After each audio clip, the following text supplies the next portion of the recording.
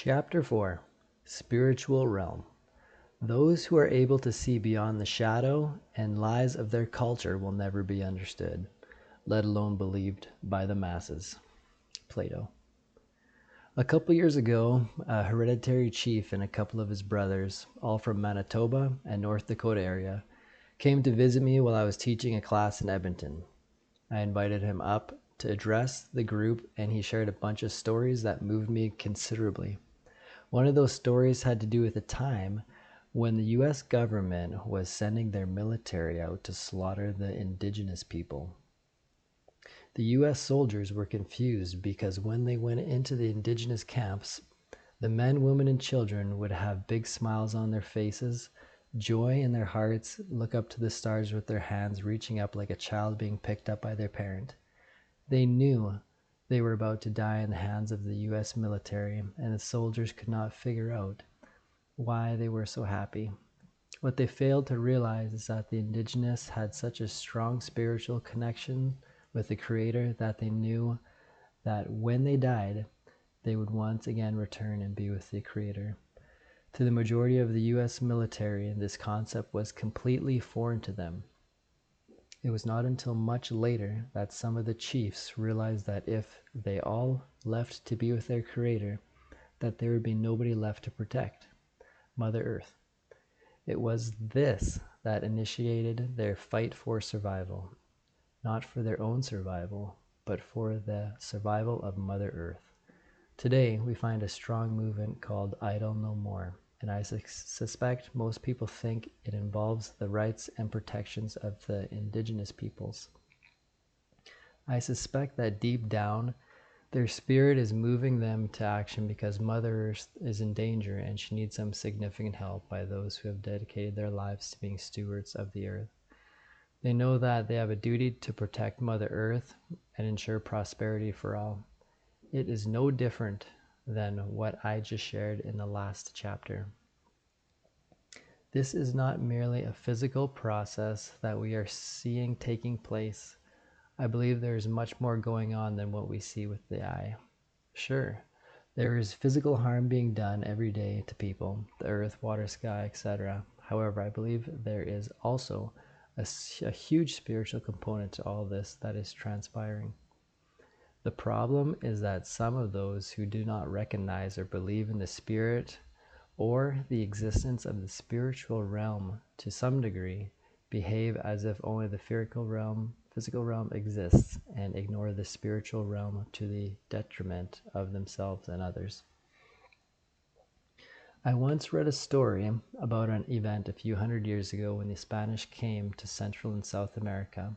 The indigenous people there were almost entirely submersed in the spiritual realm. They could only see the spirits of the trees, animals, waters, and sky. The story talks about how the medicine man was the one individual who managed to get to the point where he could see both the physical and the spiritual, and was relied upon to translate between both realms. It was the medicine man who saw the sails of the boats when they came to shore. The others could not see the physical manifestation of the boats, and, as such, they were very easy to capture, turn into slaves, or slaughter. I believe these stories, and with all that has happened to the indigenous people all over the world, we have lost the capacity to see and relate to the spirit of those around us. We have been enticed to spend our entire life governed and influenced by the fiction to the point where most people have a hard time separating fictional constructs from the physical. Billions of dollars have been spent and countless wars waged throughout history arguing about whose creator is more powerful. The sad part is that due to the rise of the fictional realm over the last few thousand years, but most prevalently in the last couple hundred, there have been a huge shift away from the spirit in favor of the fiction. The fiction has become the new God to most people. I say that with confidence as I continue to observe how much time, money, energy, wars, and resources are spent to protect entities that do not even exist. The very concern that the hereditary chiefs had about the destruction of Mother Earth is continuing. because the new gods being worshipped focused on greed, power, wealth, and high standards of living over anything else. The good news is that some people are starting to realize that their fictional god may be a big mistake, and people are starting to wake up to these truths. In a paper written in 2005 by lawyer John Boros, entitled Crown and Aboriginal Occupations of Land, A History and Comparison, John wrote, "Over the last couple of days, as I listened to the elders, I have begun to understand that what I've learned about Aboriginal peoples and their situation in Canada has largely come from written sources, from books, and there are a lot of things that were embedded in my legal education that I haven't overcome. The most important one, I think, is that law schools indoctrinated me with the belief that the crown is all powerful, and I think that's a real problem because I think legal education has a tendency to regard the crown almost in a way that the First Nations people regard the Creator as being the source of all things."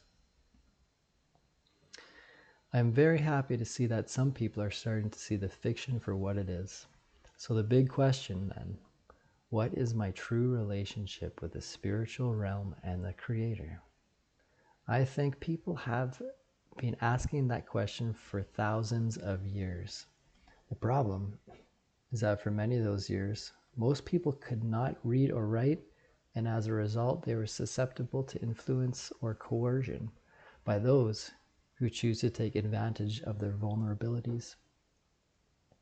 These charlatans were able to interpret the will of God for their own benefit and place themselves in a position of power and influence over those who were illiterate. What better way to control people than to tell them what the will of God is? I believe every single organized religion of the world plays this game, the worst being the Roman Catholic Church. In fact, those individuals who wear the mask of the church are so lost in the fictional realm themselves, I really question whether they realize it or not. The Roman Catholic Church is the first organization to implement a business model to their organization, a very simple corporate model that is still effectively used today. My big burning question is, do I really need to read and write in order to explore my relationship with the Creator? Do I really need somebody else to interpret or tell me how that relationship should unfold? Is it their responsibility to mold the types of relationships that I have, or is it mine? For me, I have come to the realization that I am 100% responsible for all my relationships, and as such, it is my job to explore my relationship with the Creator and all it contains. I've already shared my views about the Bible and how I don't trust a lot of what it says. The reason I don't trust it is that it conflicts with my core beliefs about my relationships with myself, God, family, friends, Mother Earth, and all that the earth contains. What I did instead is establish a core foundational principle that I decided to live my life by. If I run against ideas, concepts, or beliefs that conflict with those core foundational principles, that I have a choice, engage critical thinking processes, evaluate the new idea, and decide whether I will change my principles or reject the idea. The process I went through to recover from depression is exactly the same, but does require the will to do the work. I went through 18 weeks of dismantling flawed constructs that I believed in order to rebuild a whole new construct. The old constructs resulted in much pain and suffering, where the new constructs resulted in way more happiness, peace, freedom, and love. Making that level of change, though, is hard work, very uncomfortable and painful, not a task to be taken lightly. I've discovered that having a code to live by produces specific results. My goal is to produce love, joy, and peace. That can only be accomplished if I establish some specific boundaries and principles upon which to live by. The old principles resulted in supporting the flesh, where my new principles are leaning more towards the spirit. That is my goal. That is what I constantly work to establish. I still have much to tweak, but I believe I'm getting there. Having others establish the standards or principles upon which we live our lives, has failed miserably, merely because it is way too easy to blame others should something go wrong. And the temptation to control or benefit from others is too great. It also results in a mindset that others know best, and to be honest, that is counter to the whole purpose of our being here. When contemplating my relationship with the Creator, how can I even come to terms with what and who the Creator really is if I don't explore the relationship for myself? Talking to a friend about my relationship with the Creator is like two cells at the tip of my finger talking about their relationship with me. Is it possible for those two cells to consider all that I am, let alone what I do, how I do it, and even to contemplate my own consciousness? How can I possibly contemplate the full scope, breadth, and consciousness of the Creator when I am limited by the physical constraints of the physical realm from where I am making these considerations or observations?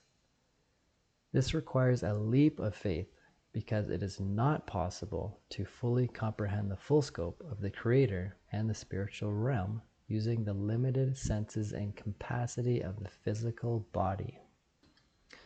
In God have I put my trust. I will not be afraid what man can do unto me. Psalms 56:11.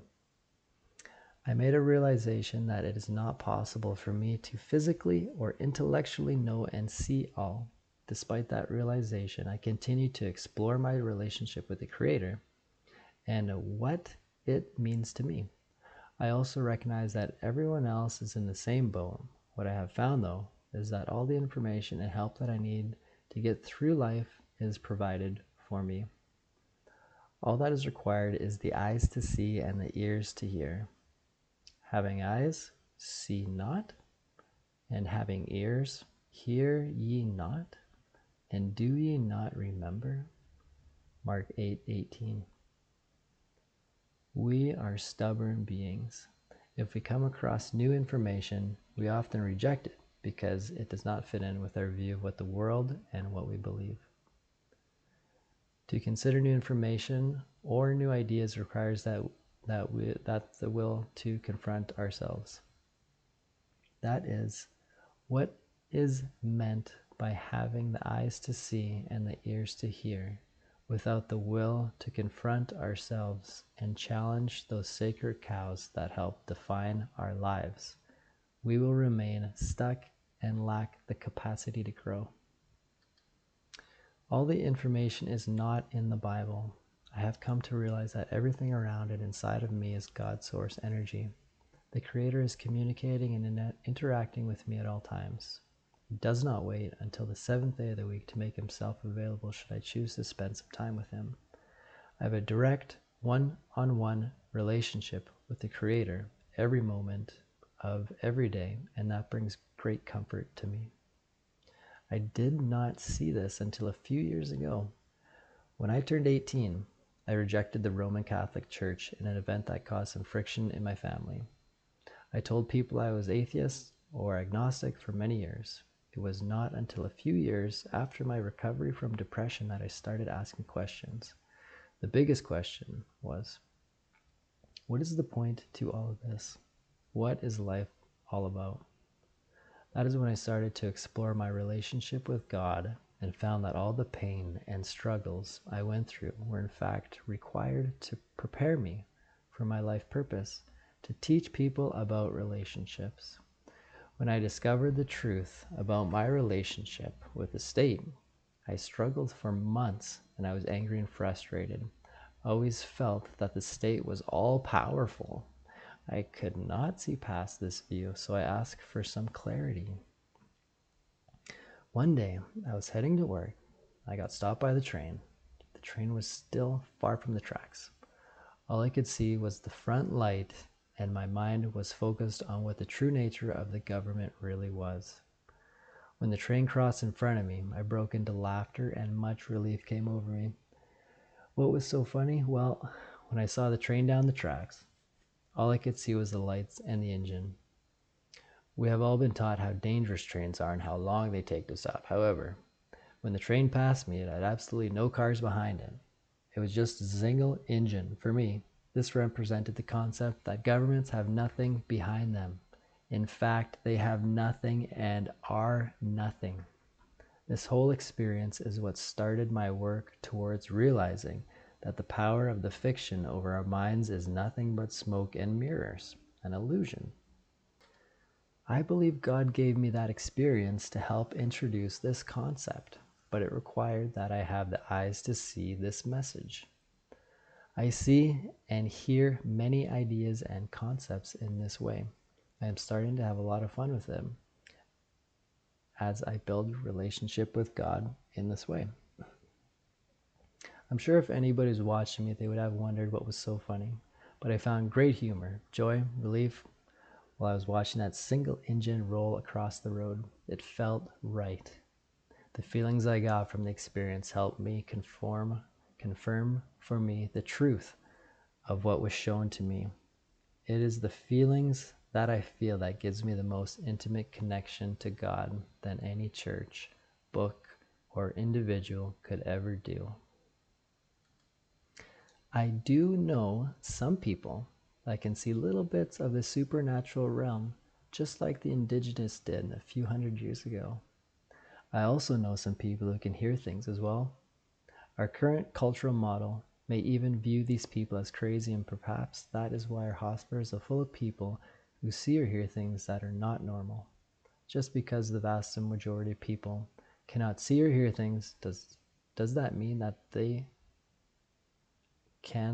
are crazy? They're crazy? Perhaps we should question those who cannot. The problem that our current models of thinking and believing are derived by the majority of people, and I suggest that it is the majority that are in fact the ones that are lost or sick. Our society is hooked on drugs. I believe that at least 99.9% of all people who take pharmaceutical drugs for mental illnesses like depression are masking cognitive behavioral issues and are in fact not suffering from any physical or chemical imbalance in the brain. Just as I was saved by changing my core beliefs and views, most others can find the same relief from hell on earth so that they may experience joy, peace, and freedom. What is required is some skills and, most importantly, the will. Most people lack the will to consider these kinds of changes until they experience a disturbance strong enough to make their discomfort strong enough to act. Most would rather deal with discomfort that is familiar than to take a leap of faith into the unfamiliar. The core constructs that I talk about are very simple. I govern myself and my relationships in two simple principles. Teacher, which is the greatest commandment in the law? Jesus replied, love the neighbor, your God, with all your heart, with all your soul, with all your mind. This is the first and greatest commandment. And the second is like it. Love your neighbor as yourself. All the law and the prophets hang on these two commandments. Matthew 22:36-40. The thing that most people don't realize, and in fact view as being selfish, is that the very first thing I had to do was learn how to love myself first. How can I love anybody else if I do not love myself? I cannot. I proved that. Prior to 2001, I did not love myself, and my life was a disaster. Broken relationships, burned bridges, and all kinds of carnage as a result of my abusive, passive-aggressive behaviors. After July 2001, when I conquered my depression, I worked very hard to demonstrate my love for myself and my dedication to healing. For me, love is not an emotion, but rather a way of life, all driven and sourced from spirit. Love requires action. So for me, that meant preparing healthy meals, doing my own laundry, spending time on my relationships with myself and others. It meant doing things that I don't like doing, but doing it anyways because it is important and meaningful. In time, I grew to appreciate those things. I hated doing laundry for years. Now, it's no big deal, mainly because I see the value in it. I know that this is one thing that I can do to show that I love myself.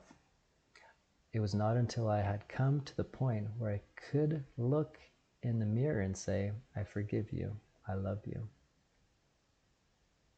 Very powerful for me to be in a position like that. It was not until that point that I could then even consider exploring my relationship with my wife and kids or God. After all, how can I love anybody else if I don't love myself first? I can't. For the Spirit to express love, self-love must come first.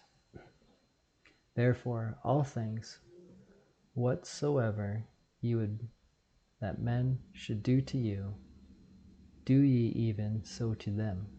For this is the law and the prophets. Matthew 7:22, 7:12. Most people are aware of this passage, except simplified into, do unto others as you would have them do unto you. I would suggest that it be expanded to include, do unto yourself as you would do unto others. So when I established my foundation for how I was to govern myself, I had to take myself into consideration first and build from there. I now realize that the core of who I am and the principles upon which I will live this life is founded on a solid spiritual relationship with myself and the Creator first. Then I can express who I am to all the relationships outside of myself on a foundation that is built on solid ground. A foundation where the spirit expresses itself in the physical realm requires truth, diligence, empathy, love, forgiveness, faith, and peace. So when I look at what is going on in the world, I don't see wars, environmental destruction, chaos, financial chaos, etc. Instead, I see a whole bunch of people who are lost, hurting, and completely disconnected from their true self, their spirit, and not sure how to bridge the gap. I see people, as a result of their disconnect with spirit, lashing out at others because they are hurting, scared, lost, blind, or deaf. I see people with the ability to do the work but lack the will to confront their own behaviors and make any significant shift in their views of themselves. As a result, all that we see out in the world is nothing more than a reflection of all that is within. I chuckle because most people complain that God does not provide all that we need. Since when do we know what we need? Most assume that God provides all that we physically need. However, what if God is not interested in the physical needs, but rather the spiritual needs? What if He uses the physical to help mold the spiritual, just like what we do in a martial arts class? What if some physical suffering is needed in order to accomplish a specific spiritual growth or accomplishment? Do the needs of our physical being conflict with the needs of our spiritual being? If so, I suspect that the spiritual needs come first, for that is the primary reason why we are here.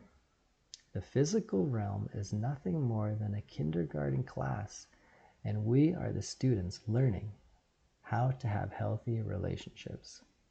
Just as in a kindergarten class, we are learning how to share, love, and get along. Lessons that a few people are failing right now, and that I failed for many years in my life. Funny thing about this school we're in, the same lessons keep popping up over and over again until we learn the lessons. When we learn the lessons, we then move on to the next lesson. This has happened over and over again in my life, and when I finally figure something out, the obvious pops out and slaps me in the face. I'm sure it has happened to all of us at some point in time or another. Why did I not see this earlier? Well, is it because I was not ready to see or hear it because I did not have eyes or ears? For years, while I suffered from depression and suicide attempts, I had people confront me about my own behavior, and I rejected them all. I was angry and frustrated. I blamed everyone else for all my problems. In order for me to open up, it required that I crash and burn first. Before I got to the point where I surrendered and told myself that I have to change or I'm going to die, all the lessons I learned from that point on were exactly what people were telling me the whole time. Why did I not see it before? I believe it is because I needed to experience the crash to wake me up so that I could see and hear properly. I was unwilling to surrender my old ways as they served a specific purpose that I was not willing to let go of at the time. I did not live my life guided by spirit, but instead by the mind of my physical body, what we often call ego. I needed to experience the addictions, depression, the immense pain and suffering in order for me to break free of the belief that my ego knew best. I needed that experience so that I could break free in order to relate to others who are going through the same process I went through. It was important in order for me to learn how to empathize with others. However, I also have grown to appreciate the experience because I believe it was designed to prepare me for what I was sent here to do.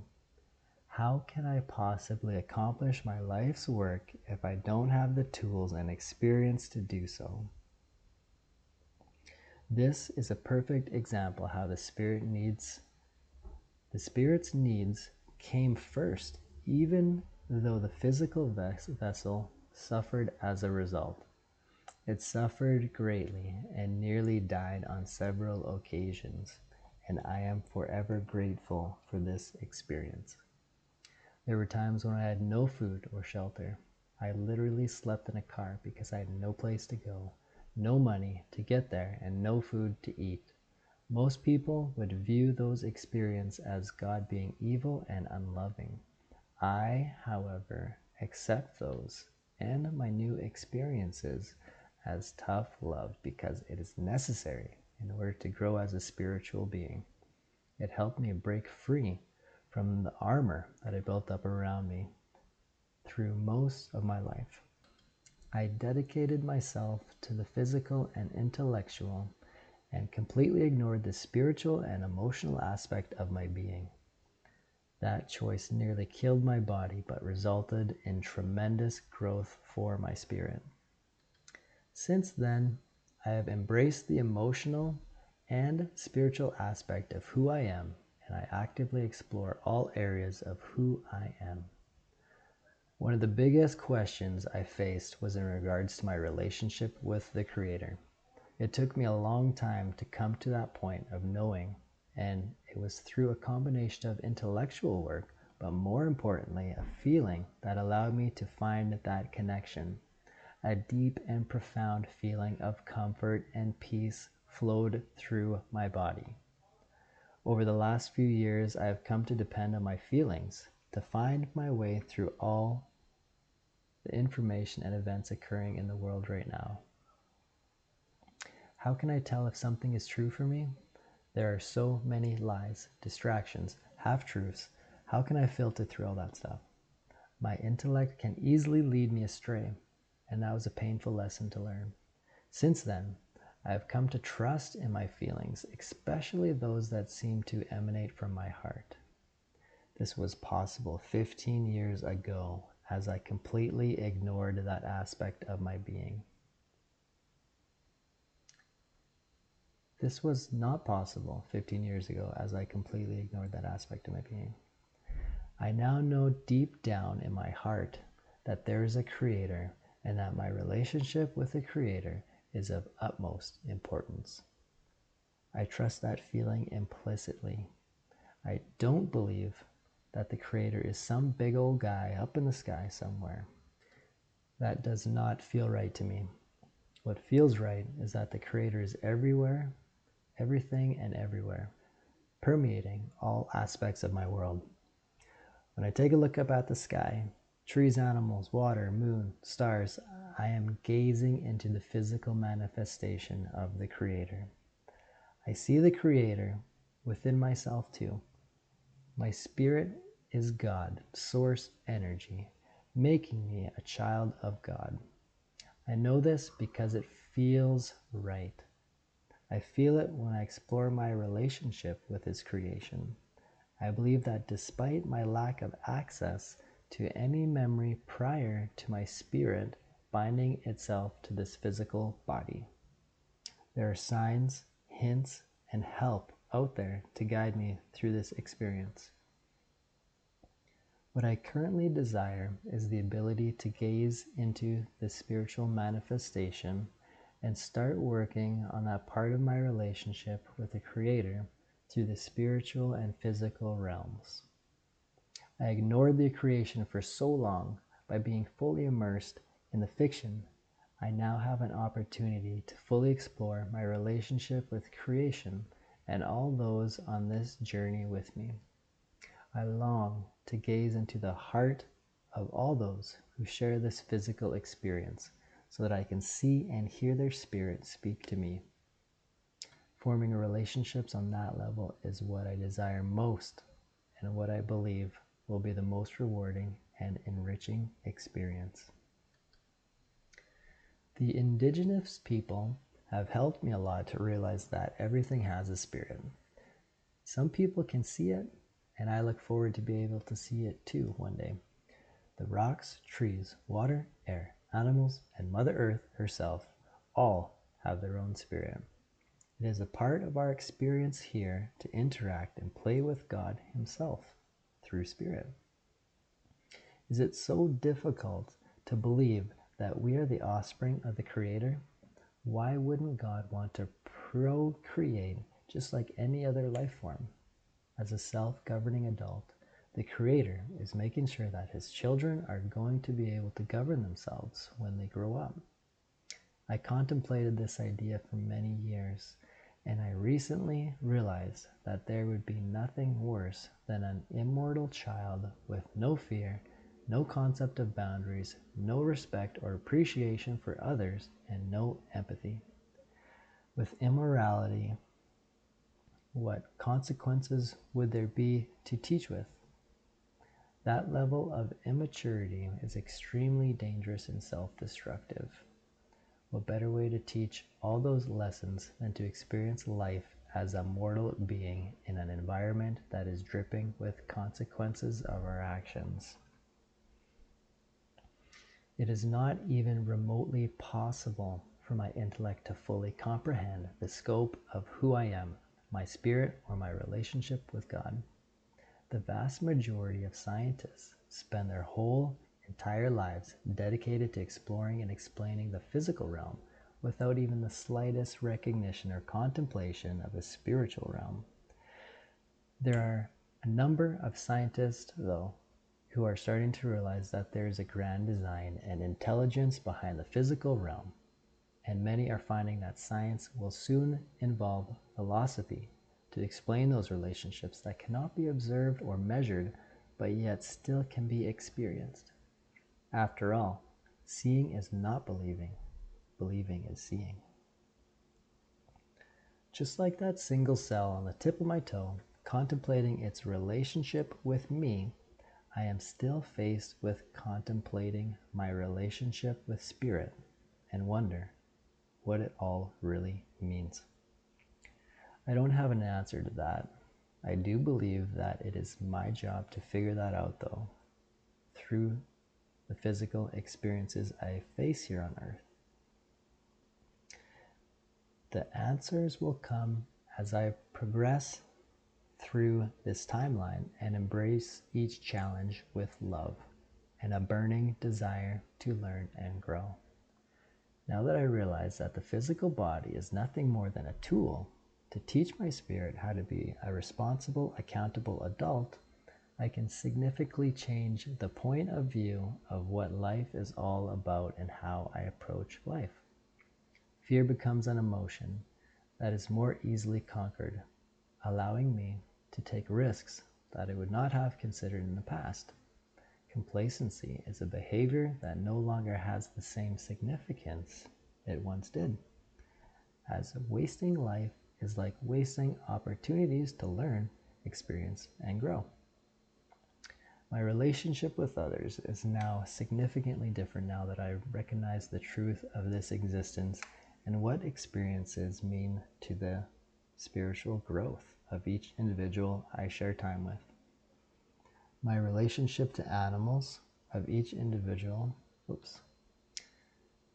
My relationship to animals and plants are also viewed very differently, as they are not merely physical things, but spiritual beings in their own right that must be honored, respected, and given the same opportunities to grow and experience as well. I chuckle to myself at times because I have vegans who confront me about eating and butchering meat. They view that as cruelty to the animals or even murder, yet they are okay with eating plants. The contradiction that I see is that some people think that only animals have feelings or spirit, but that is not true. Plants have feelings and a spirit too. So do rocks and all the other things, including Mother Earth. Once we can step back and accept that they all have feelings and a spirit, then does our treatment and behavior around them change? It should. If we have the ability to empathize with them,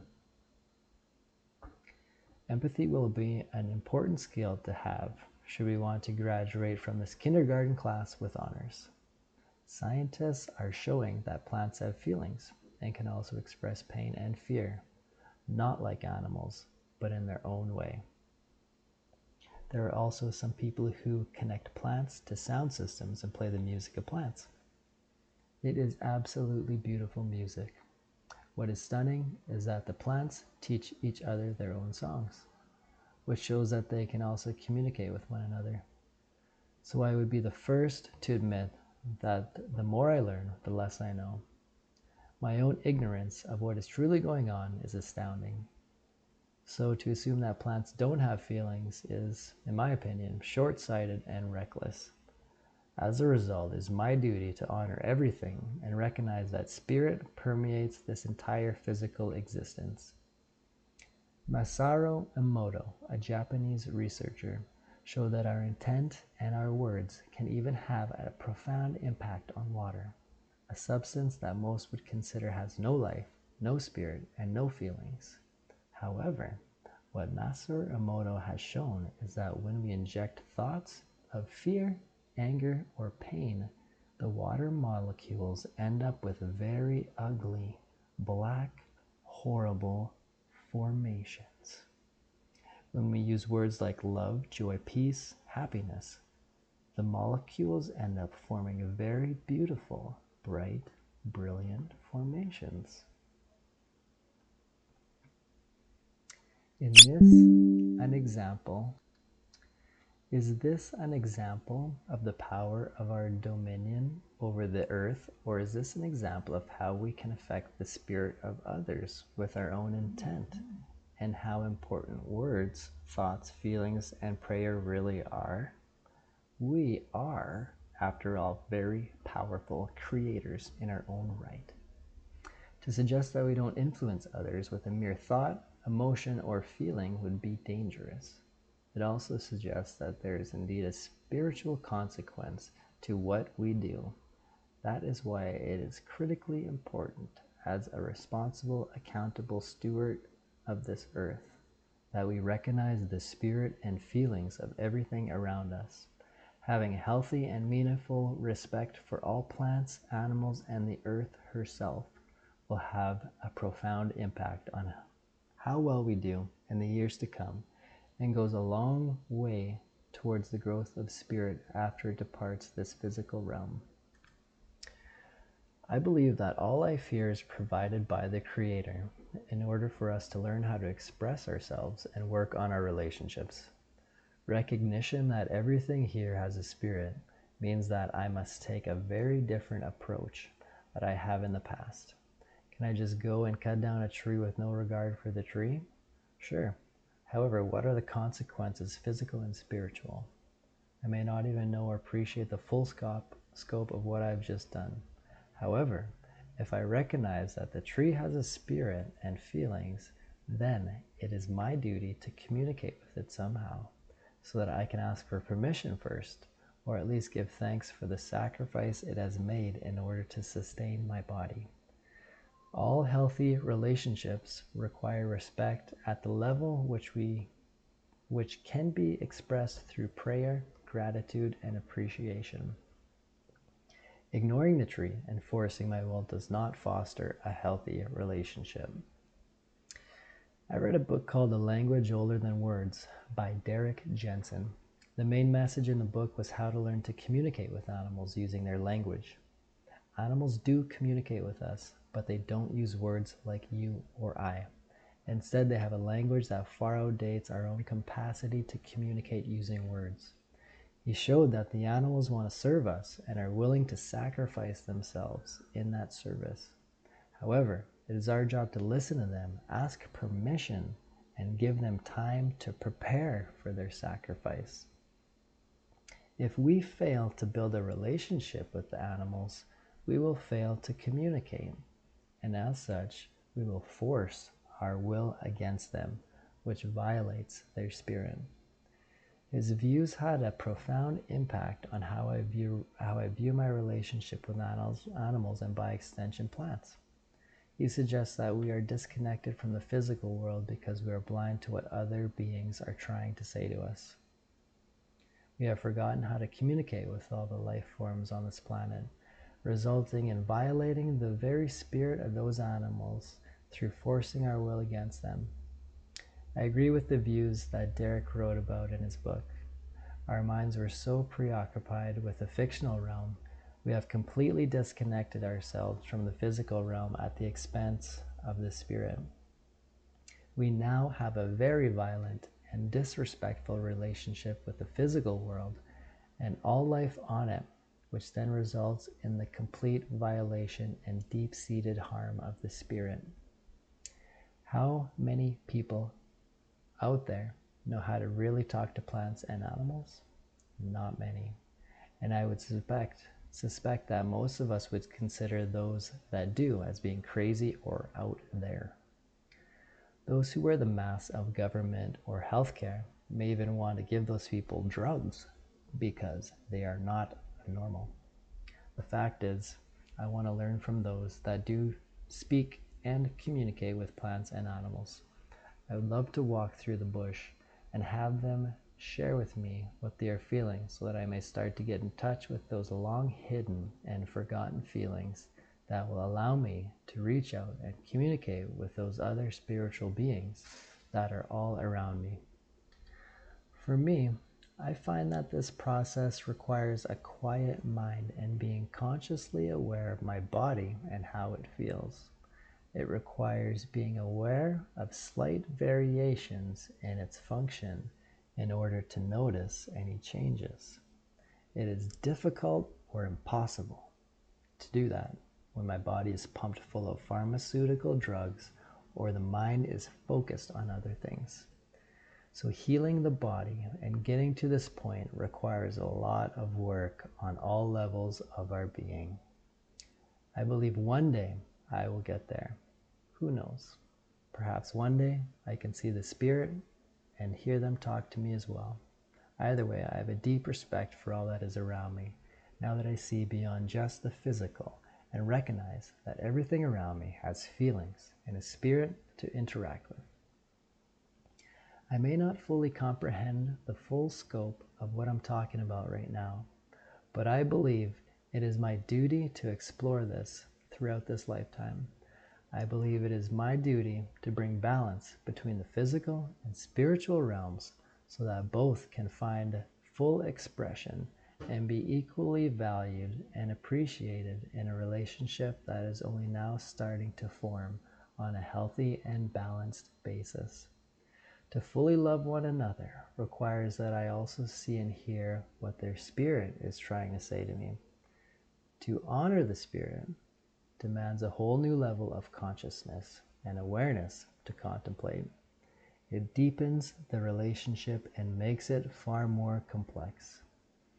I recognize that there are physical consequences to my actions, and when I consider the spirit of all those around me, I am now also faced with the spiritual consequences which are far more important and carry a deeper meaning that we may not fully understand.